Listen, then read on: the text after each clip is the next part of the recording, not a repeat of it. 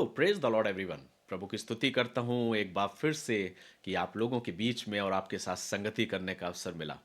मैं बहुत खुश होता हूँ मेरे प्रियो कि हर सुबह मैं आपके बीच में प्रभु के वचन को लाने वाला बन सकता हूँ। परमेश्वर का शुक्रिया अदा करता हूँ इस समय के लिए, इस अवसर के लिए, इस वक्त के लिए और इस प्रबंध के लिए जो उसने हमारे और आपके लिए ठहराया है।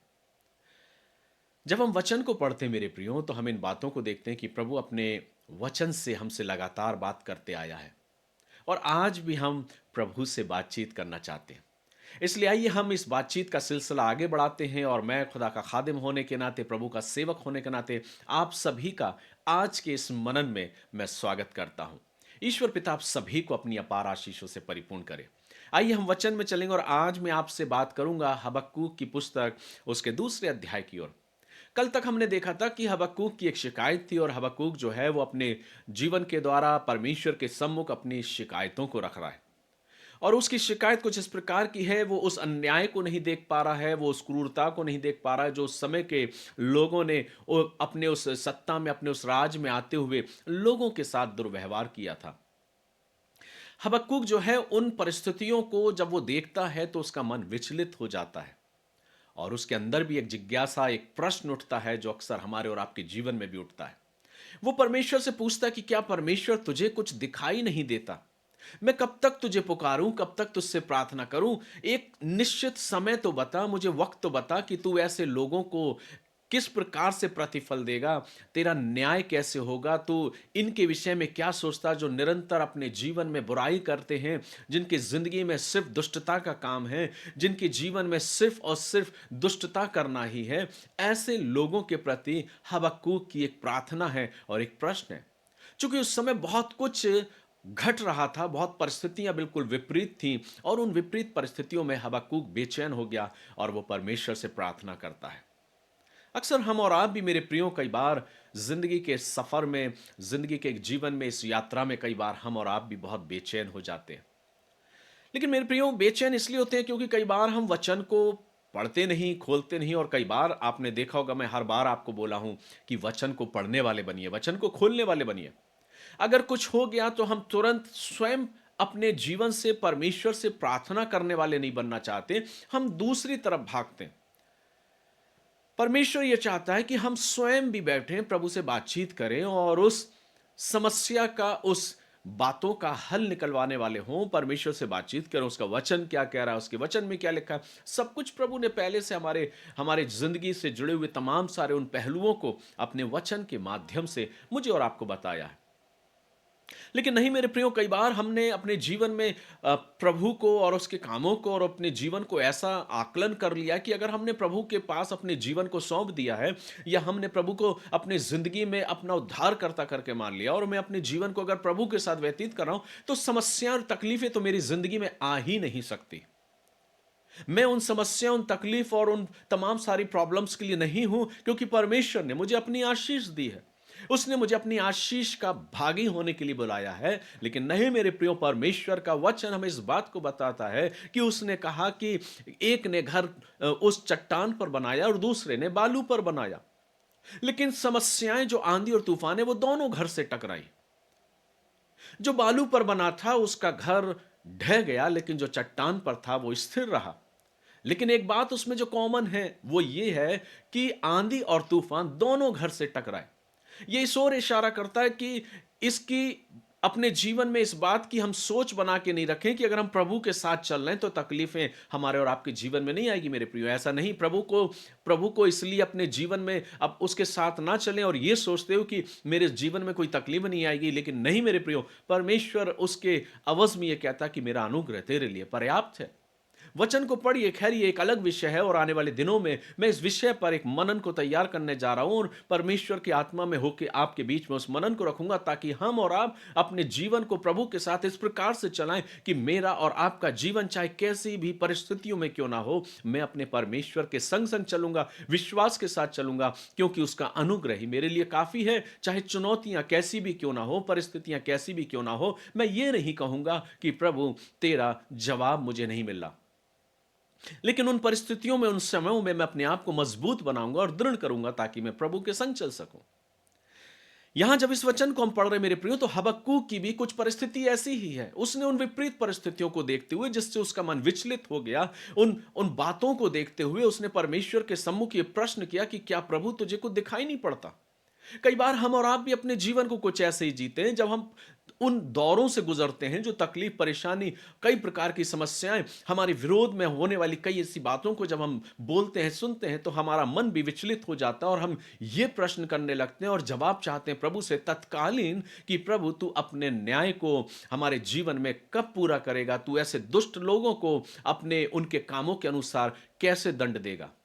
लेकिन जब आप हबक्कूक इसके दूसरे अध्याय में आएंगे मेरे प्रियो, तो आप एक बात को सीखेंगे जो आज मैं आपके बीच में रखने जा रहा हूं। वो ये कि हबक्कूक की भी ये जिज्ञासा थी कि परमेश्वर उसके जवाब को दे, उसके प्रश्नों के जवाब को दे। क्या परमेश्वर को कुछ दिखाई नहीं दे रहा है? ऐसा नहीं मेरे प्रियो, परमेश्वर सब कुछ देख रहा है। और कई बार मैं इस बात को बोल चुका हूं कि एक समय निर्धारित है और वो समय परमेश्वर ने निर्धारित करके रखा है। हमें तब तक अपने आप को निश्चिंत रखना है।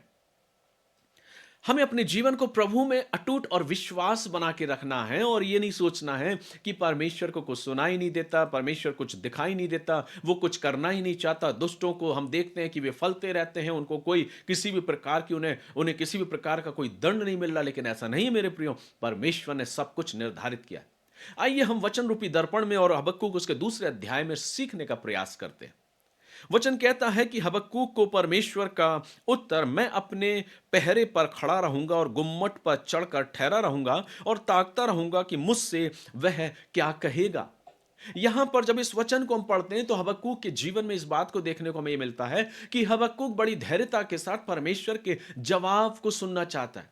उसका विश्वास परमेश्वर में अटूट बना हुआ है और बड़ी धैर्यता के साथ वो परमेश्वर के जवाब को सुनना चाह रहा है। वो कह रहा है मैं खड़ा रहूंगा, मैं अपने गुंबद पर खड़ा रहूंगा और चढ़कर ठहरा रहूंगा और ताकता रहूंगा कि मुझसे वह क्या कहेगा। आगे वो बोलता है, मैं अपने दिए हुए उल्हाने के विषय में क्या उत्तर दूं? यहोवा ने मुझसे कहा, दर्शन की बातें लिख दे। जब हबक्कूक इस बात की इंतजार में कि परमेश्वर से बातें करे और परमेश्वर उससे कहता है कि तू वो बातों को लोग जो भविष्य में होने जा रही हैं, जो भविष्य में होंगी, जिसका प्रश्न तूने मुझसे किया था, उसका जवाब मैं तुझे देने जा रहा हूं। और तब हबक्कूक क्या कहता? परमेश्वर का वचन लिखता है, यहोवा ने मुझसे कहा, दर्शन की बातें लिख दे। अब परमेश्वर जो है वो हबक्कूक से कह रहा है कि तू लिख, जो बातें मैं बताने पर हूं, वरन पटियाओं पर साफ साफ लिख दे। इसका तात्पर्य यह है कि साफ साफ लिखना, यानी कि जो कुछ घटने जा रहा है वो बहुत स्पष्ट है, वो बहुत साफ तरीके से देखा जा सकता है। आगे हम पढ़ते हैं, वो सिर्फ साफ ही लिखने को नहीं कहता, लेकिन वो कह रहा है कि दौड़ते हुए भी वे सहज से पढ़ी जाए। दौड़ते हुए भी वो सहज से पढ़ी जाए। इतना बड़ा लेख तो उसको लिख, इतना बड़ा तो उसको लिख, ताकि वो सहज से सही तरीके से पढ़ी जाए।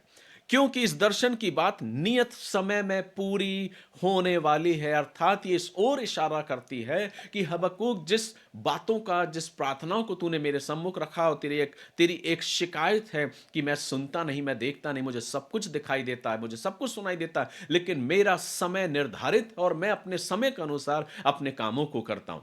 और देख, वो समय आने वाला, तू उसको लिख, क्योंकि इस दर्शन की बात नियत समय में पूरी होने वाली है, वरन इसके पूरे होने का समय वेग से आता है, बहुत तेजी के साथ आता है।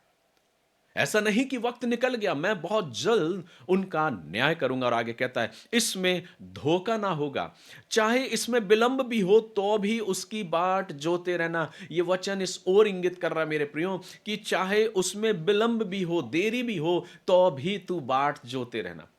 हमारे साथ बड़ी विडंबना ये है, बड़ी तकलीफ हमारे साथ ऐसी होती है कि हम तत्कालीन रिजल्ट चाहते हैं, इमीडिएट। मैंने प्रार्थना करी है और मुझे तुरंत रिजल्ट मिले, मैंने प्रार्थना किया है, मुझे तत्कालीन जवाब मिले। और हम अपने आप को कुछ यूं ही जिंदगी को जिए जा रहे हैं और हम ये सोचते हैं कि हम प्रभु के पास गए हैं, हमने उससे मांगा है, हमने उससे बोला, हमने प्रार्थना की है, प्रभु इसी समय इसी वक्त तू हमको दे दे। हम निवेदन नहीं कर रहे हैं, पर हमें ऐसा लगता है कि हम उसे आदेश दे रहे हैं।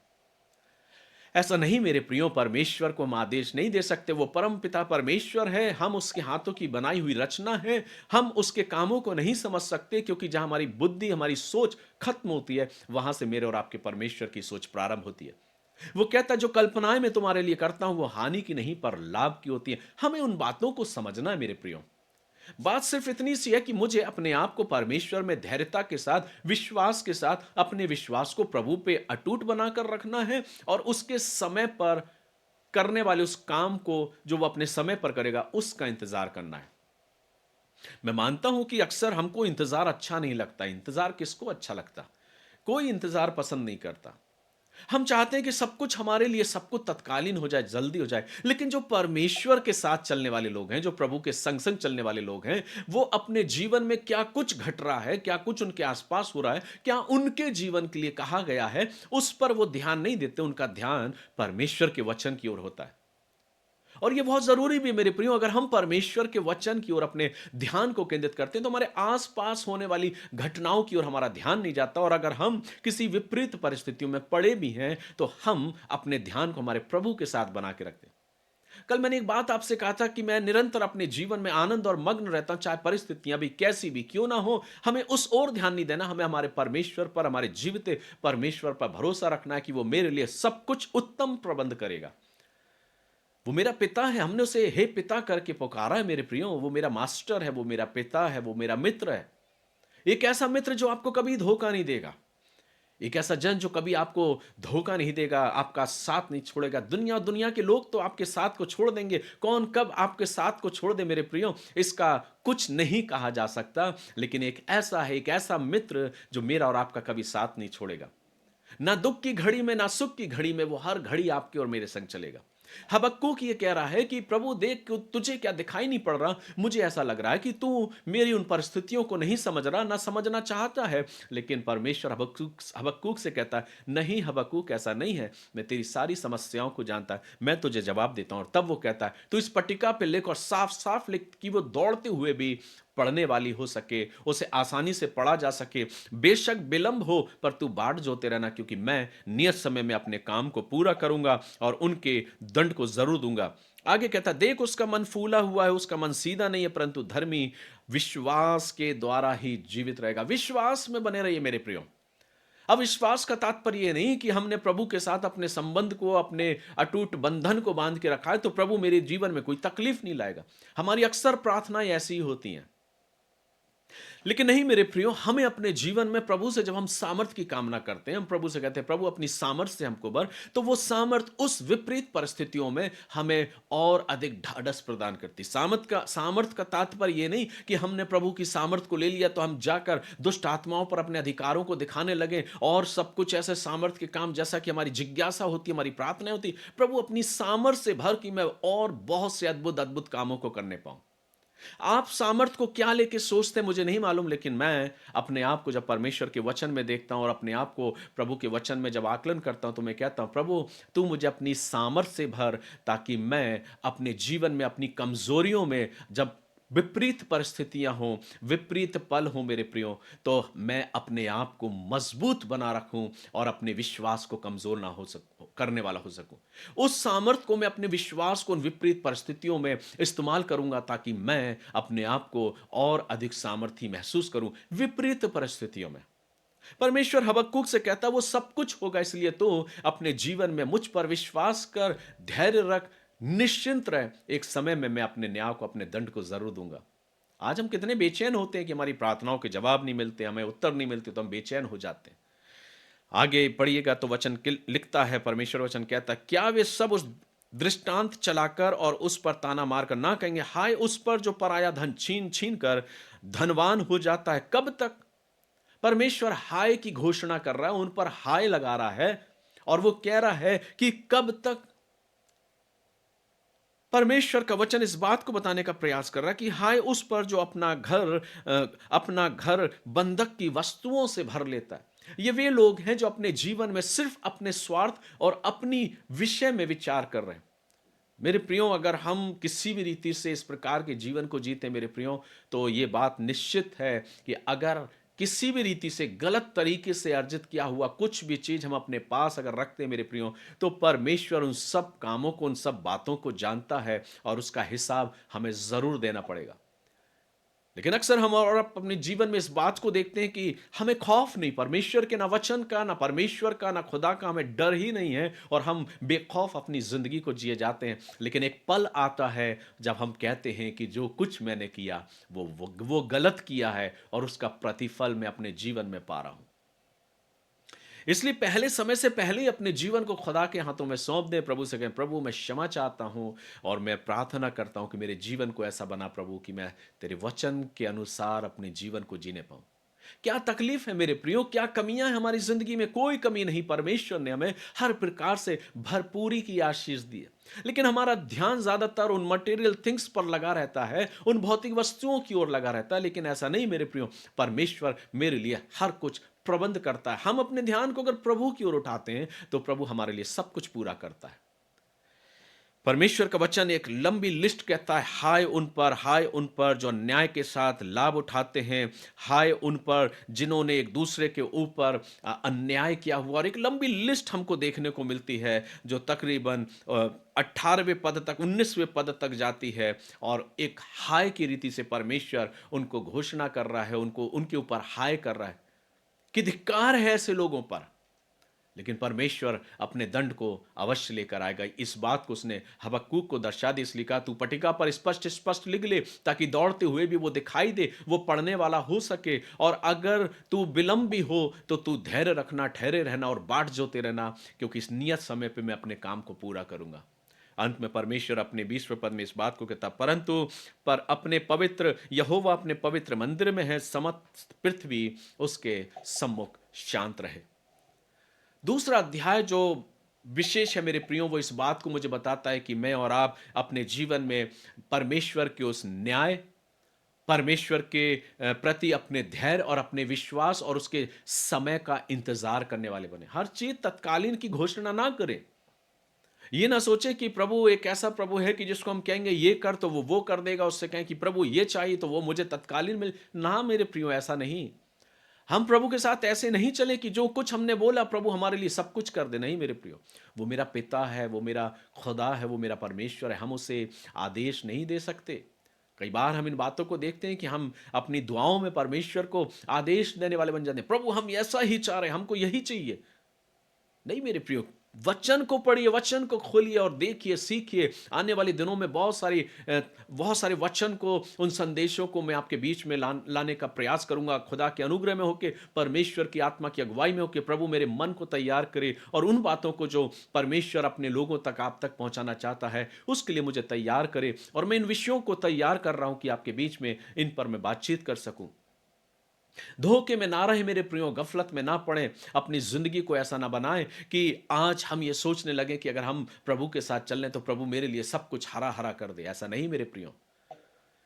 जिंदगी में ऋतुएं बदलती हैं, हमारे जीवन में ऋतुएं बदलती हैं। हमारी जिंदगी में भी कुछ पल ऐसे आते हैं, कुछ सुख के पल हैं, कुछ दुख के पल हैं। हम हर पल में परमेश्वर की सामर्थ्य में निरंतर विश्वास के साथ बने रहेंगे और उस परमेश्वर पर अटूट विश्वास रखेंगे। सब कुछ प्रभु के हाथों में सौंप दीजिए मेरे प्रियो। क्या कुछ गलत हुआ है, क्या कुछ गलत घटा है, क्या कुछ आपके साथ हुआ है या नहीं हुआ है? कई बार हम बहुत विचलित हो जाते हैं, आवेश में आ जाते हैं, हमारा जो स्वभाव है वो परिवर्तित हो जाता है। हम तत्कालीन घोषणा की कामना करने लगते हैं कि प्रभु अपने दंड को प्रकट करे। हम ऐसे लोगों के जीवन में जो दुष्टता के जीवन को जी रहे हैं, जो निरंतर अन्याय के साथ एक दूसरे के अपमान को अन्याय करते हैं, हम उनके प्रति अपनी इस प्रकार की जिज्ञासा को रखते हैं कि परमेश्वर उनके जीवन में अपने दंड को लेकर आए और उनको अपने दंड को दे। लेकिन ऐसा नहीं मेरे प्रियो।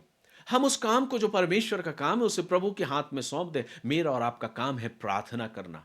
हम प्रार्थना करें अपने जीवन में ऐसे लोगों के लिए। हम प्रार्थना करें कि प्रभु हर एक के मनों को तब्दील करे, क्योंकि जब तक हर एक अपने जीवन में अपने गुनाहों से पश्चाताप और तौबा ना कर ले, प्रभु का आगमन ठहरा रहेगा मेरे प्रियो। क्योंकि प्रभु चाहता है कि हर एक उद्धार को प्राप्त करे। आज इस दूसरे अध्याय के द्वारा जो मैं आपको बताने का प्रयास कर रहा हूं वो ये कि परमेश्वर ये कहना चाह रहा है, पर प्रभु ये बताना चाह रहा है अपने इस दूसरे अध्याय के द्वारा, वो ये कि कठिन समय में भी हमको अपने जीवन में परमेश्वर के न्याय और परमेश्वर की योजनाओं पर विश्वास रखना चाहिए। चिंतित मत हो मेरे प्रियो। बेशक डिवोशन कई बार बड़ा हो जाता है। प्रयास मेरा ये रहता है कि 10 मिनट में हम क्या सोचेंगे, क्या बोलेंगे और क्या सुनेंगे मेरे प्रियो।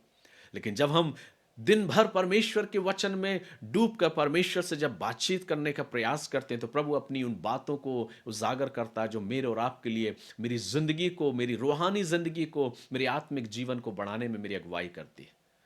इसलिए मेरे प्रियो, आज इन बातों को कहकर मैं आपसे आज विदा लूंगा और परमेश्वर से मैं प्रार्थना करता हूं कि प्रभु अपने इन वचनों को समझने में मेरी और आपकी अगुवाई करे, कि हम जिंदगी के उन पहलुओं को समझने पाए, हम प्रभु के कामों पर विश्वास रखें, उसके समय पर विश्वास रखें और अपने जीवन को बड़ी धैर्यता के साथ, विश्वास के साथ अपनी जिंदगी को उसके हाथों में सौंपें और इंतजार करना सीखें। कठिन समय में परमेश्वर के न्याय और परमेश्वर की उन योजनाओं के प्रति एक ठहराव का जीवन अपनी जिंदगी में लाएं।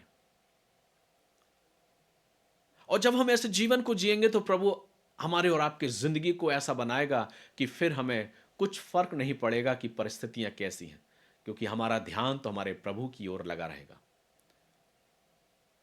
परमेश्वर का दास बहुत खूबसूरत तरीके से भजन में लिखता है कि मैं अपनी आंखें पर्वतों की ओर लगाऊंगा, मुझे सहायता कहां से मिलेगी। मुझे सहायता यहोवा की ओर से मिलती है जो आकाश और पृथ्वी का करता है। इतना मात्र पर्याप्त है मेरे लिए और आपके लिए मेरे प्रियो, कि हम अपने कठिन समय में अपनी निगाहों को अपने प्रभु की ओर लगाएं। हबक्कूक ने भी वही किया। वो उस गुंबद पे चढ़ गया और वो कहने लगा कि मैं ठहरा रहूंगा, मैं रुका रहूंगा और मैं देखूंगा कि प्रभु मुझसे क्या कहना चाहता है। आज प्रभु मुझे और आपसे कहना चाहता कि तू इंतजार कर, ठहरा रहे, मुझ पर विश्वास कर, मैं सही समय पर अपने जवाब को, अपने काम को पूरा करूंगा। इसलिए आइए अपने जीवन को हम तैयार करें, आज अपने आप को प्रभु के हाथों में सौंपे, कहें प्रभु मैं तेरा धन्यवाद करता हूं, परिस्थितियां चाहे कैसी भी क्यों ना हो, मैं तुझ पर निरंतर धैर्यता के साथ विश्वास करता रहूंगा और अपने जीवन को तेरे हाथों में सौंपते हुए यूं ही आगे बढ़ाता जाऊंगा। प्रभु इन वचनों के द्वारा आप सभी को आशीष दे और मैं आशा करता हूं कि आज का वचन बेशक थोड़ा लंबा हो गया है, 20 से 21 मिनट हमने परमेश्वर के वचन का मनन किया है, लेकिन अगर आप बिना स्किप किए हुए अगर आप इस वचन को सुन रहे हैं तो मैं विश्वास करता हूं आज का ये वचन आपके जीवन को मजबूती देगा, आपके परिवार को मजबूती देगा और आप अपने जीवन में प्रभु को और उसके कामों को और उसकी योजनाओं को पहचानने वाले बनेंगे। प्रभु आप सभी को आशीष दे। May God bless you. प्रभु का अनुग्रह, प्रभु की आशीष आप सभी के साथ हो। हम कल फिर मुलाकात करेंगे। प्रभु ने अपने अनुग्रह में अगर हमें ठहराया है तो हम फिर कल हम परमेश्वर की योजना के तहत मुलाकात करेंगे और कल हम तीसरे अध्याय की ओर ध्यान देंगे। तो प्रार्थना करते रहें, प्रार्थना में जुड़े रहें, मेरे लिए भी प्रार्थना करें। मैं भी निरंतर आप सभी के लिए प्रार्थना करता हूं। बेशक मुझे नहीं मालूम कि आप कितने लोग मेरे साथ जुड़े, कौन कौन है, लेकिन मैं आप सभी के लिए प्रार्थना करता हूं कि प्रभु आप सभी को अपनी आशीष दे। अपनी तमाम सारी प्रार्थनाओं के लिए, मैं निवेदनों के लिए परमेश्वर की आशीष मांगता हूं आपसे कि प्रभु अपने अनुग्रह से आपको परिपूर्ण करे और ये दुआ करता हूं कि विपरीत परिस्थितियों में परमेश्वर का सामर्थ्य आपके साथ हो, प्रभु की अगुवाई आपके साथ हो और आपका अटूट विश्वास उस प्रभु में निरंतर बने रहे। इस प्रार्थना और विश्वास के साथ और आशीष के साथ आज आपसे मैं विदा लेता हूं। प्रार्थना करता हूं कि प्रभु का अनुग्रह और उसकी आशीष सदैव आपकी अगुवाई करे और आप अपने जीवन में प्रभु के उस सामर्थ्य हाथ को देखने पाए। May God bless you. प्रभु आप सभी को आशीष दे। जय मसीह की।